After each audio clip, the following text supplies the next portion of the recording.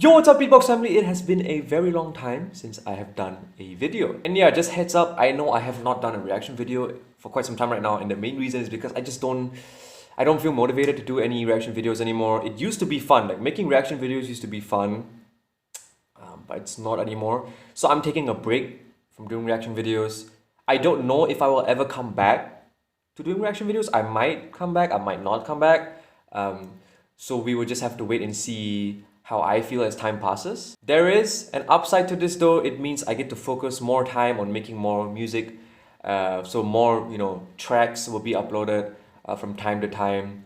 Okay, more tutorials and more covers, right? But this means I'm not doing daily content anymore, because when you're doing reaction videos, it's easy to make daily content, one reaction video a day. But when you're trying to focus on making like good music and covers, it's really difficult to do daily content. So I'm not going to do daily content anymore, right? But I will try my best to do more tracks, more covers and stuff like that, so this channel is up and running, okay? Now today's video is basically me explaining my track that I made for Vino, which unfortunately, well, he dropped out, so now I'm battling MADOX, which by the way, MADOX kicked my ass. MADOX so kicked my ass. The video was so funny. Like, MADOX, big up to you. I laughed my ass off the entire time. But yeah, this video is basically me explaining my track that I made for Vino, Non-Believer. I'm going to explain the strategy I had in mind when I was making this track and preparing for my battle against Vino. Because I didn't want to make this video, but I've watched some reactions of my round against MADOX, Vino. Oh my god, this is confusing. And there were tons of references, like Vino references throughout my track. Like literally each section had a Vino reference, but a lot of you did not get it, right? Maybe I went too deep with the references, so it's my bad. So I just wanted to explain to you guys so you guys could appreciate the track more, because personally I feel the track would have hit harder if I was still battling Vino. So I'm not going to do the typical thing where I react to the whole video and then I analyze. I'm actually going to go straight into the analyzation because I literally have no time. Okay, let's get it. Yo!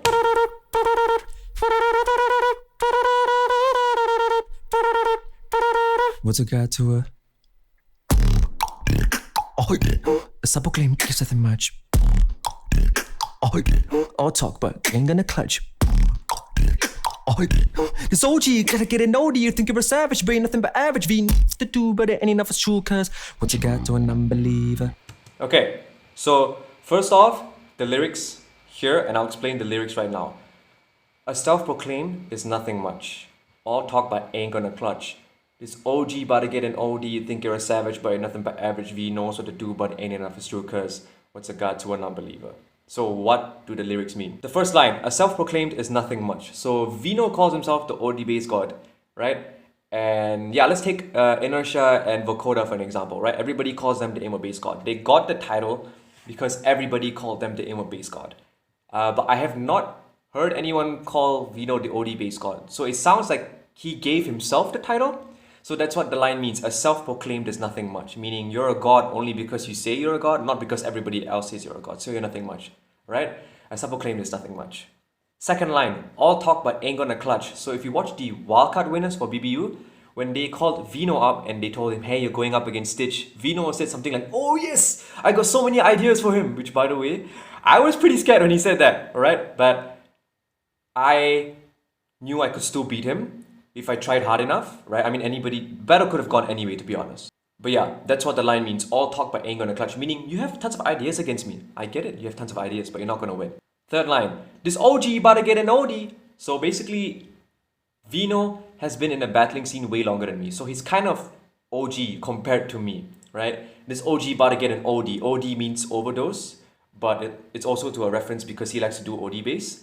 And overdose because I'm going to hit him with tons of techniques. He's not going to be able to handle it, so he's going to get an OD. You think you're a savage, but you're nothing but average. And this is actually a reference to his old Swiss beatbox videos where they're like, average beatboxer, Vino, average beatboxer. So I'm basically saying, you're still average to me. V knows what to do, but it ain't enough is true. This is a callback to the second line. Yeah, you know what to do, but it ain't enough. Because what's a god to a non-believer? Now, this is a Kanye line. I think it's a Kanye line. Yeah. But the reason why I use this line is because Vino has used it before. He covered this song in Great North Beatbox Battle. What's a king to a god? What's a god to a non-believer? So I wanted to use this against him because he's the OD based god. So I'm trying to say, okay, you're a god, but what's a god to a non-believer, right? So I'm basically saying I don't believe you're a god, right? So that's basically what the lyrics mean. Now to the beat. This one. Sabo claim kiss nothing much. So this is obviously a Vino reference because you can hear the OD bass, but it's actually a sort of like a remix. I actually took this beat from his battle against Mele. This beat over here, all right? You can hear it.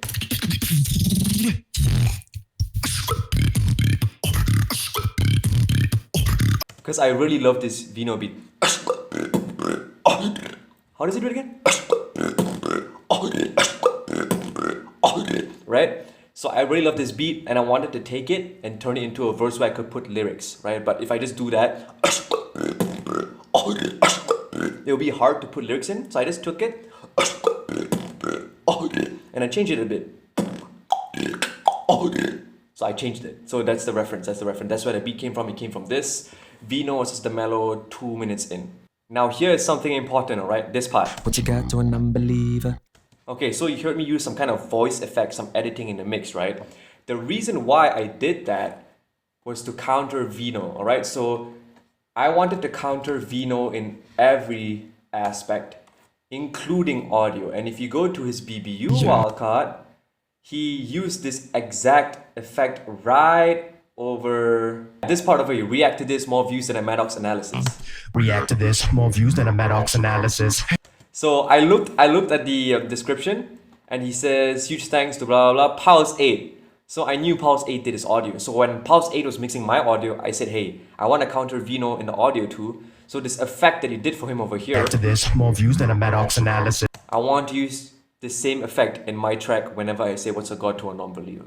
So that's why I edited it. I don't really like editing, but I really wanted to like battle more. And yeah, just to clarify guys, I'm not cheating because if Vino could pass the wildcards using this effect, then I should be allowed to use it in my tracks too. I'm not cheating, okay? Some people in the comments said I was cheating. I was not cheating, alright? Just to clear that out. But yeah, let's get to the next part of the track. Average brain, nothing but average V. To do, but it ain't enough for true, cause what you got to an unbeliever?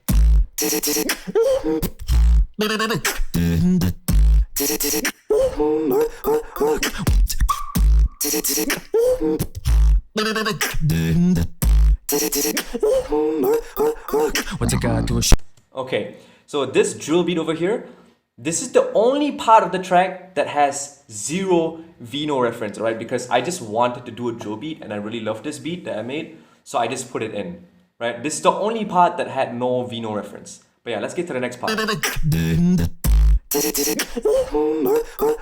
What's a god to a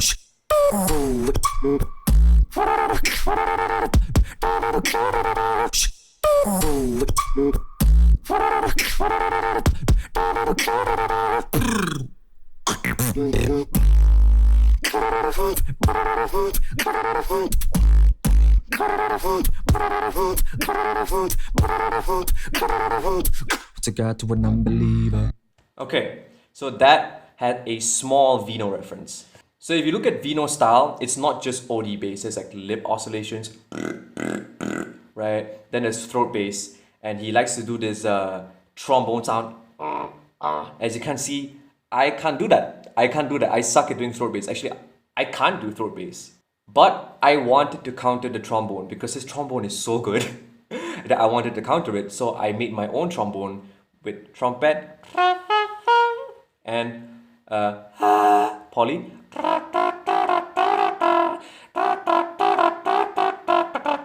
And that's the sound I used here. So I was countering the Vino trombone over here. This is a small reference. Now this next part is the part that nobody got. This is the part that made me so sad because nobody got it. Because this is one of my favorite parts, alright? Let's listen to this.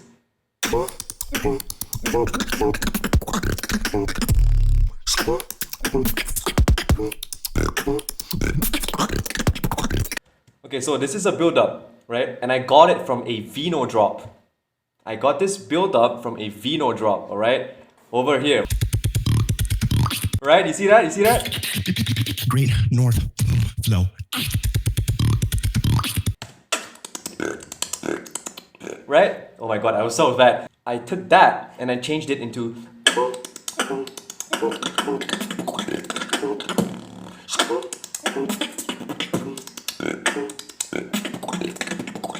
right? I was afraid that people would not get the reference. So just to be safe, I actually put in right? I put that part in so people would know it's a Vino reference because but still people didn't get it. Okay. That's a sad part. I was pretty sad about that. But yeah, that's where it came from. This part. Great North flow.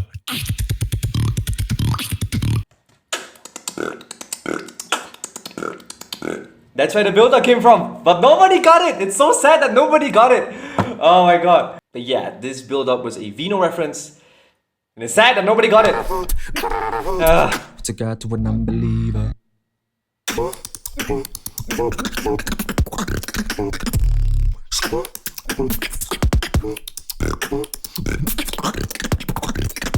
Then we have an OD bass build-up. Like a different build-up. I didn't want to do the same.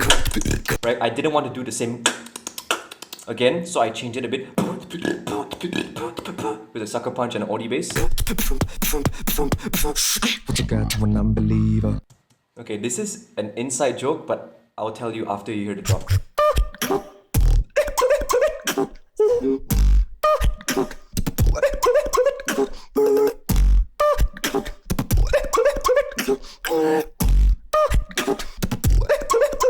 Okay.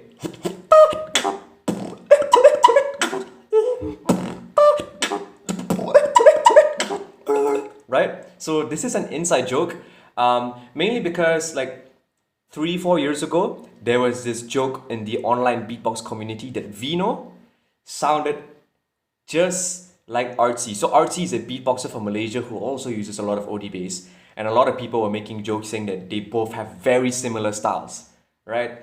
So Artsy has this beat where he goes, right? So he goes,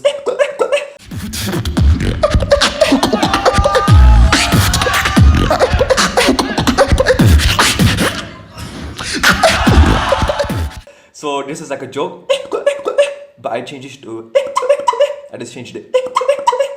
It's just a joke. So this is also a Vino reference in a way, but it's more in like a joking manner.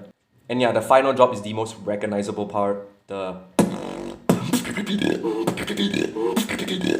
that's like the typical Vino OD bass god thing that he always does. Force God going down.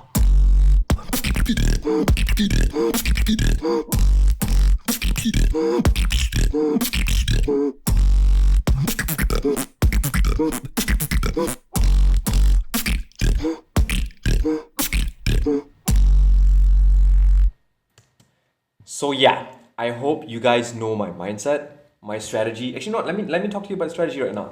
So the categories for BBU are originality, video, audio, complexity, enjoyment of listening, battle, pitch, and timing. Alright, we're not going to talk about user voting and extra points, right? But I think MADOX is going to win the user voting. Like no way I'm winning that.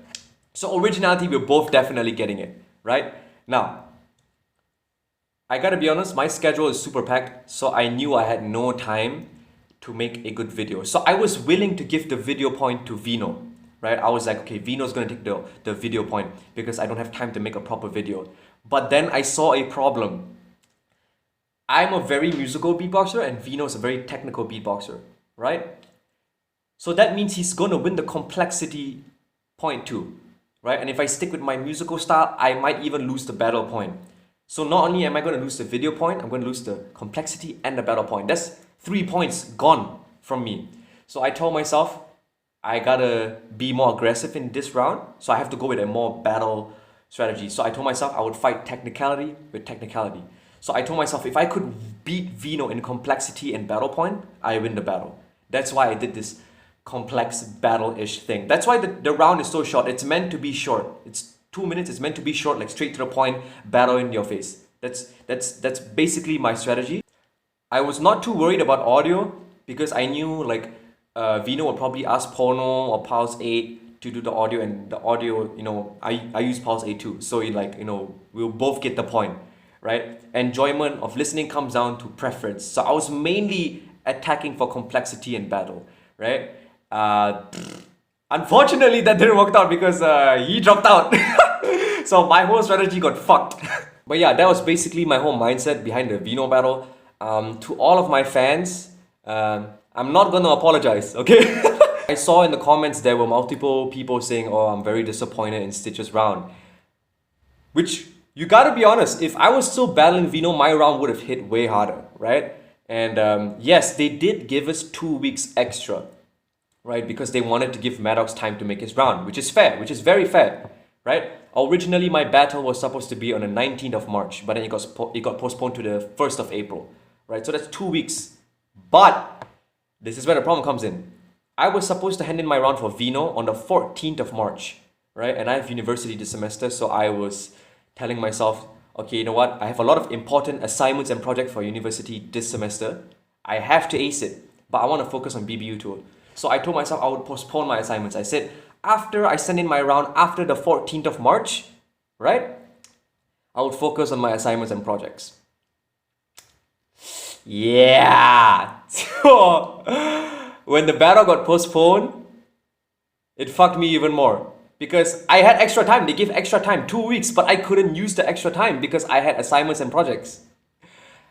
So yeah, that's why I couldn't change the track. If I knew MADOX was my opponent from the beginning, I would have made something completely different. Now, I'm not saying I would have beaten MADOX, alright?